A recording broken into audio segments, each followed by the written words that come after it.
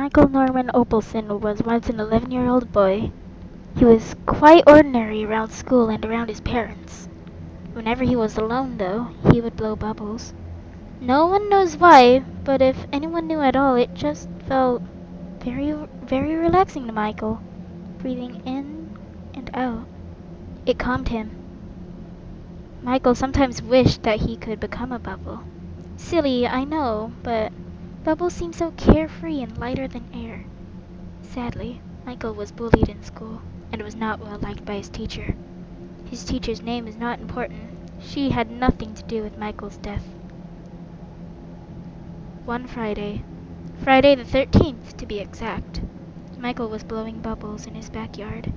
His parents were working late and they would not be home for about 4 more hours. It was sunset, so he decided to leave his backyard gate open to see the calming colors of the sun setting. Light shades of red, orange, yellow, and purple tinted the light blue sky. Michael wished the world could stay this quiet and calming forever. After the sunset, the skies were now getting darker. A group of 3 boys in high school came by and noticed the open back gate. They decided to go inside and try to rob the place. As the group of 3 boys trespassed into their backyard, they noticed Michael sleeping with his now empty bubble container on the ground. The boys went over to Michael. "What you doing?" blared the tallest out of the 3. This startled Michael out of his slumber, and he made a little squeak as he jolted into a sitting position. The group of boys laughed. "So, are you the owner of this place?" asked the shortest of the group.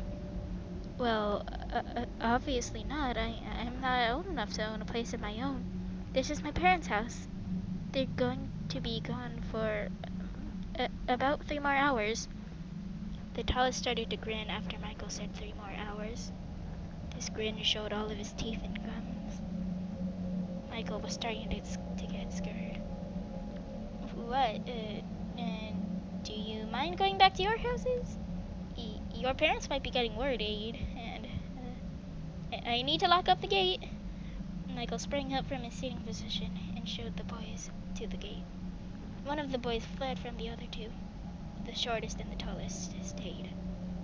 "Well, this might seem mean and all, but could you please get out?" whispered Michael.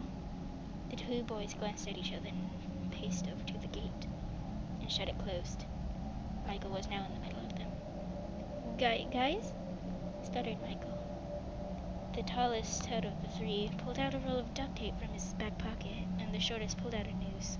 God knows where the hell he got that from, and pushed Michael up on a nearby tree.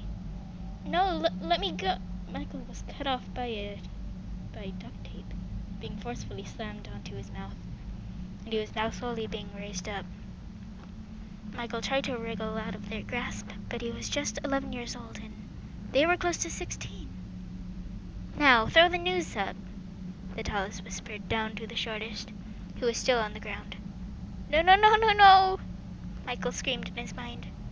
The noose was now wrapped around his neck and was being fastened to a tall tree branch, about 10 feet in the air.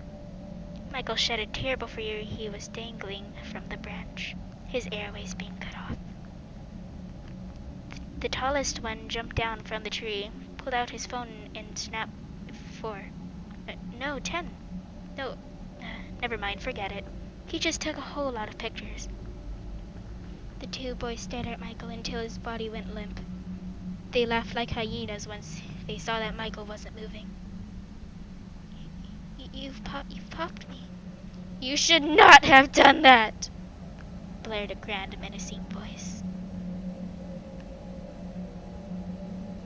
The cops were at the house the next morning, questioning the 3rd boy who fled from the scene, and taking away 3 dead bodies of the boys and the ice-cold, bruised-necked Michael.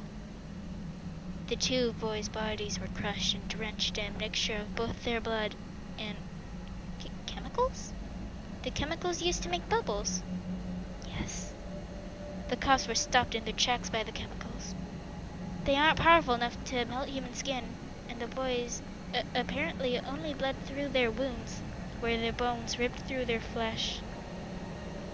The case was never solved.